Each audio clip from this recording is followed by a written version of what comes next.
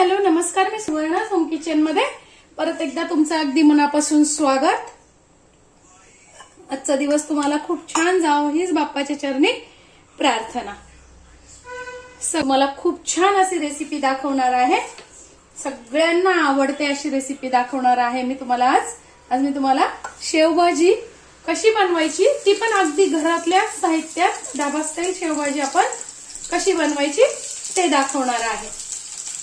तर मी ते 2 कांदे चिरून घेतलेले आहे, 1 टोमॅटो घेतलेला आहे, 2 कांदे घेतलेले आहेत उभे चिरून, 1 टोमॅटो घेतलेला आहे, 2 या आपल्याच ज्या हिरव्या मिरच्या असतात त्या लाल झालेल्या आहेत त्या घेतलेल्या आहेत, 1 अर्धा इंच आल्याचा तुकडा, 6-7 लसणाच्या पाकळ्या, थोडासा कढीपत्ता आणि खोबरं घेतलेलं आहे।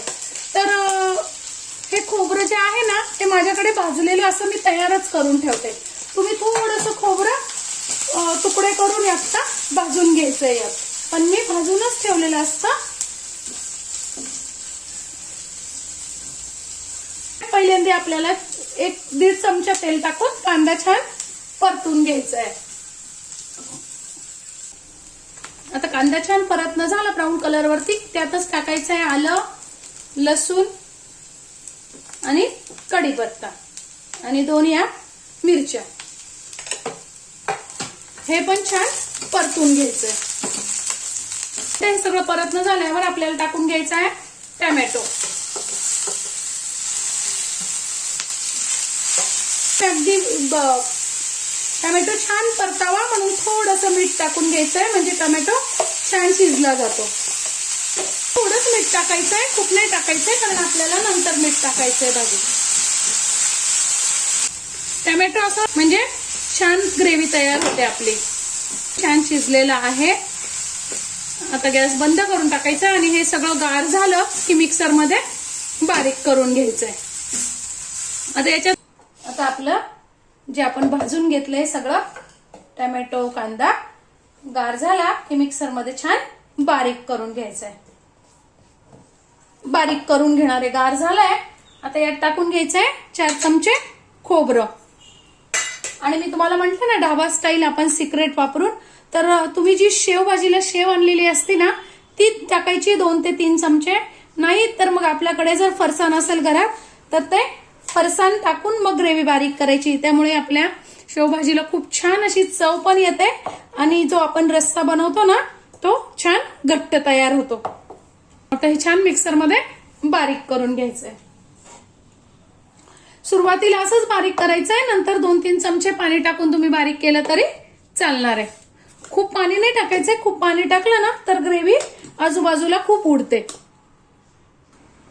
या पद्धतीने ग्रेव्ही आपल्याला अगदी छान सॉफ्ट अशी बारीक करून घ्यायची, जाड नाही ठेवायची आहे। जाड ग्रेव्ही जर केली तर भाजी छान नाही तयार होत, म्हणून ग्रेव्ही अगदी बारीक करून घ्यायची आहे।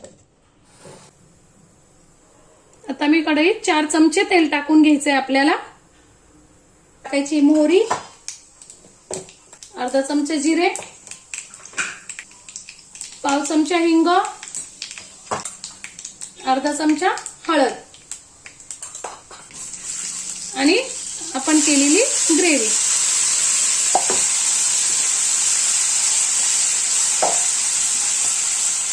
साधारणतः एवढ्या सामानात 4 माणसाची भाजी तयार होते।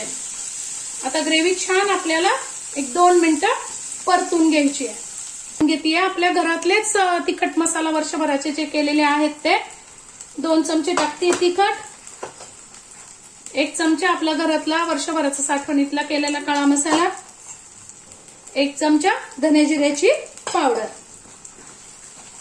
बस एवढ्याच मसाल्यात आपली भाजी, वेगळा तुम्हाला मसाला वापरायची किंवा आणायची पण गरज नाही। खूप छान अशी आपली भाजी तयार होते, अजिबात बाहेरचं सामान लागत नाही, काही नाही, काहीच नाही।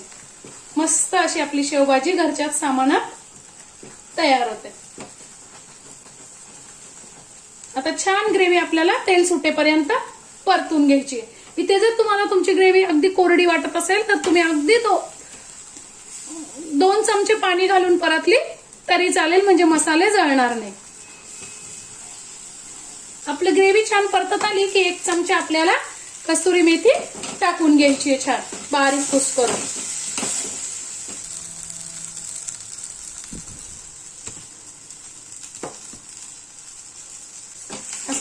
तेल सुटलं ग्रेव्हीला की यात टाकून घ्यायचं आपल्याला गरम पाणी. जितकी तुम्ही ग्रेव्ही छान परताल ना तितका भाजीला कलर छान येतो. जर तुम्हाला अगदी डार्क कलर करायचा असेल तर ग्रेव्ही थोडी जास्ती परतायची. बघा छान असं तेल सुटलेलं आहे. आता आपण गरम पाणी घालून घेऊया. तुम्हाला पाहिजे तसा तुम्ही रस्सा घेऊ शकता. पाणी टाकल्यामुळे काय झालं, आपल्या रश्श्याला खूप सुंदर असा कलर आला. आता किती तुम्हाला घट्ट पातळ कसं हवं तसं तुम्ही पाणी टाकून घ्यायचंय. 1 चमचा मीठ. मीठ तुम्ही कमी अधिक करू शकता तुमच्या चवीनुसार. एक 5 ते 6 मिनिटं रस्सा छान उकळू द्यायचा आहे आपल्याला. भाजी अशी उकळत आली की आपल्याला अर्धा चमचा लिंबाचा रस त्यात पिळून घ्यायचा आहे. म्हणजे जो भाजीचा चरका, मसाल्यांचा तिखटपणाचा जो चरका, घशात त्रास, जळजळ जी होते ना, ती आपण जर अर्धा लिंबू जर पिळून टाकलं तर ती होत नाही. टाकून घ्यायची आहे मस्त अशी कोथिंबीर.